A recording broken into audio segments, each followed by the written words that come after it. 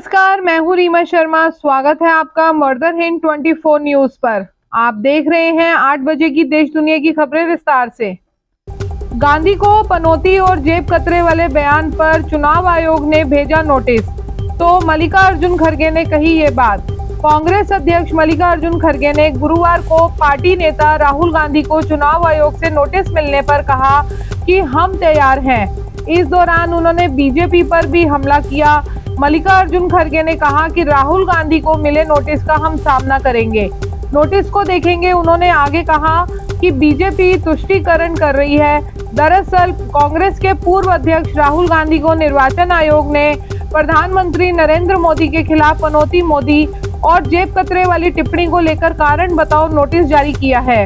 आयोग ने राहुल गांधी से शनिवार की शाम तक नोटिस पर जवाब देने को कहा। उन्होंने विश्व कप के फाइनल में ऑस्ट्रेलिया से भारत की हार के बाद यह टिप्पणी की थी। स्टेडियम में पीएम मोदी भी मैच के दौरान मौजूद थे। सुरंग से कब निकलेंगे 41 श्रमिक? विदेशी एक्सपर्ट ने कहा, हम जल्दबाजी में नहीं हैं। सिलक्यारा सुरंग के अंदर फंसे 41 श्रमिकों को बाहर निकालने के प्रयास तेज हैं। उम्मीद है कि अगले कुछ घंटों में या शुक्रवार तक सफलता मिल सकती है।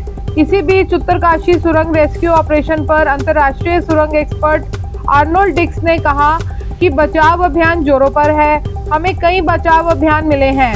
भारत के तमाम एक्सपर्ट्स यहाँ हैं। मैं अब बहुत निश्चिंत हूँ। हम जल्दबाजी नहीं कर रहे, क्योंकि अगर हम जल्दबाजी करेंगे तो हम ऐसी समस्या खड़ी कर सकते हैं जिसकी हम कल्पना भी नहीं कर सकते।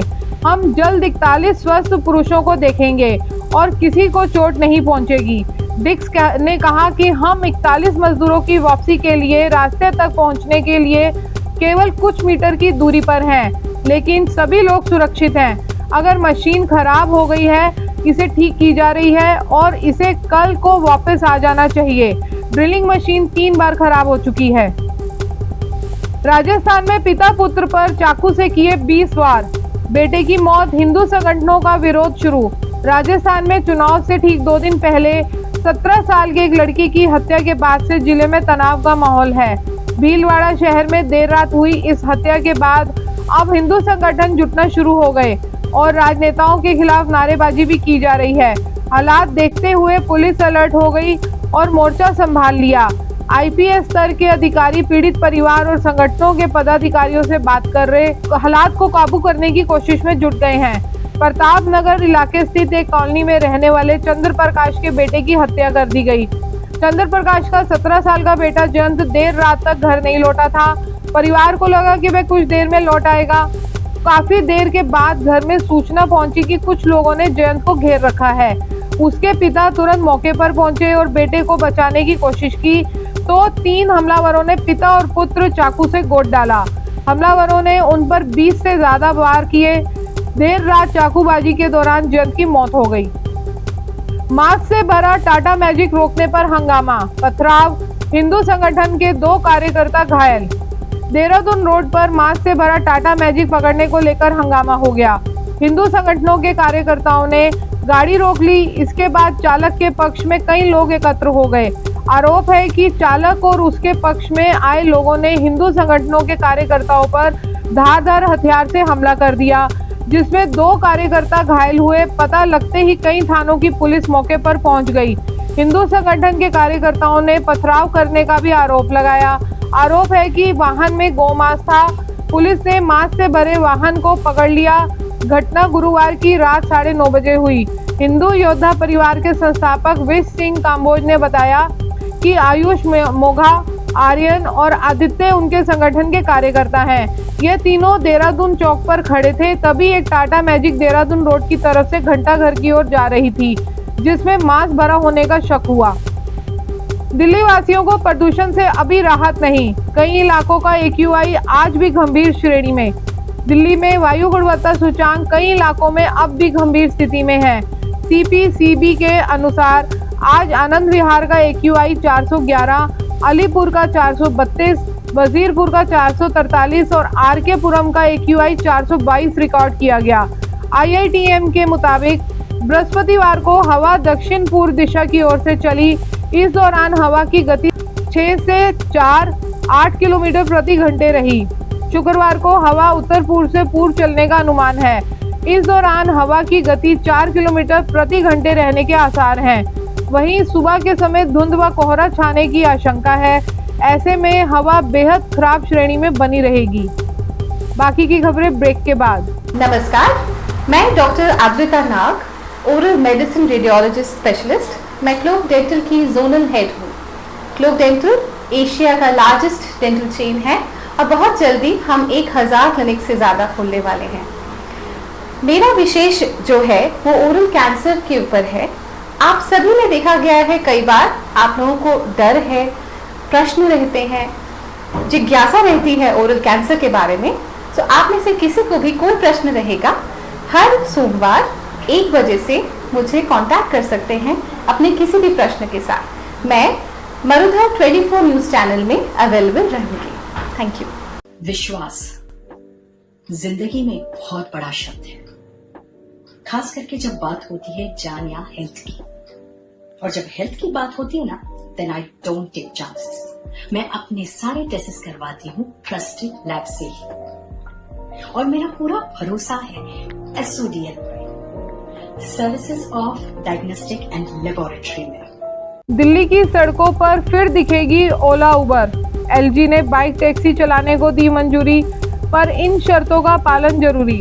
दिल्ली में बाइक टैक्सी चलाने का रास्ता साफ हो गया। उपराज्यपाल ने दिल्ली सरकार की मोटर वाहन एग्रीगेटर व डिलीवरी सेवा प्रदाता योजना 2023 को मंजूरी दे दी। परिवहन विभाग जल्द इसकी अधिसूचना जारी करेगा।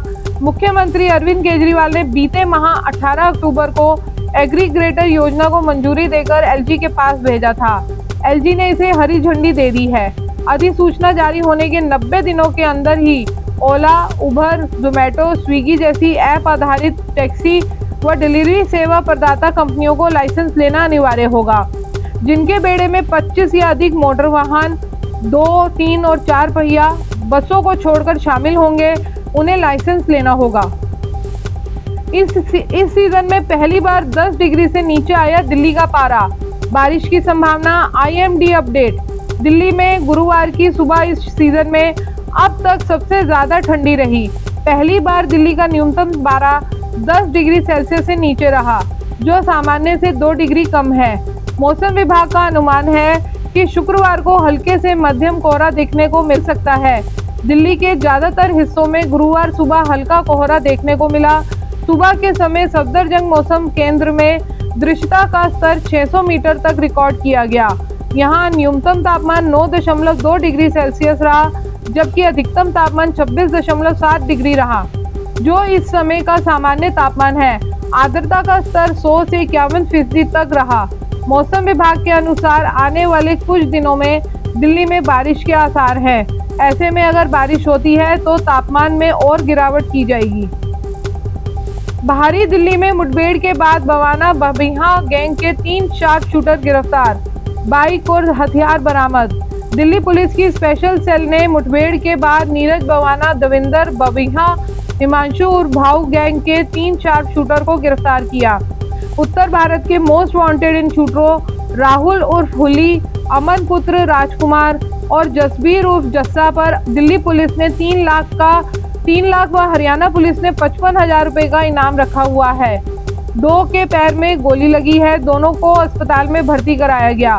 आरोपियों ने दिल्ली, झज्जर, रोहतक और पलवल में कई हत्याएं, जबरन वसूली जैसी जघन्य वारदात को अंजाम दिया। इनके पास से 3 सेमी ऑटोमेटिक पिस्तौल, 4 कारतूस और 1 चोरी की मोटरसाइकिल बरामद की गई।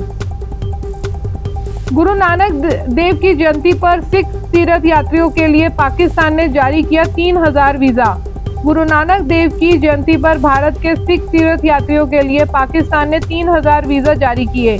नई दिल्ली में पाकिस्तान उच्चायोग ने कहा कि कार्यक्रम 25 नवंबर से 4 दिसंबर तक पाकिस्तान में आयोजित किया जाएगा। यात्रा के दौरान पाकिस्तान में तीर्थ यात्री डेरा साहिब, पंजा साहिब, ननकाना साहिब और करतारपुर साहिब के दर्शन करेंगे। इस अवसर पर नई दिल्ली में पाकिस्तान उच्चायोग के प्रभारी एजाज खान ने तीर्थ यात्रियों को शुभकामना दी और उनकी सुरक्षित यात्रा की कामना की। पाकिस्तान उच्चायोग के अनुसार वीजा जारी करना 1974 के धार्मिक तीर्थ स्थलों की यात्रा पर पाकिस्तान भारत प्रोटोकॉल के तहत आता है। मौत के बाद भी बेरहम करता रहा वार पर वार, नाचते हुए दोहराता रहा ये बात, मैंने तो मर्डर कर दिया, अब तो मैं जेल जाऊंगा। वेलकम में मंगलवार रात यूसुफ हत्याकांड में शामिल नाबालिग आरोपी हत्या करने के दौरान नाचते हुए बस यही कह रहा था। उसे पुलिस का भी डर नहीं था। संकरी गली में आरोपी बेहद दरिंदगी के साथ यूसुफ पर वार कर रहा था। वहीं पुलिस सूत्रों का कहना है कि आरोपी ने यूसुफ पर 50 नहीं बल्कि 100 से ज्यादा वार किए थे। हत्याकांड का सीसीटीवी फुटेज बृहस्पतिवार को सोशल मीडिया पर जमकर वायरल हुआ। जिसने भी वीडियो देखा उसके रोंगटे खड़े हो गए। घटना के बाद से जनता कॉलोनी के लोग भी दहशत में हैं। बृहस्पतिवार को मीडिया के पहुंचने पर ज्यादातर लोगों ने दरवाजे बंद ही रखे थे। मुश्किल से एक महिला ने बताया कि वारदात के समय आरोपी हंसता हुआ नाच रहा था। कोई उसकी तरफ बढ़ता तो वह चाकू लेकर उसे दौड़ा रहा था। बाल सुधार गृह से आने के बाद उसने दोबारा आपराधिक गतिविधि शुरू कर दी।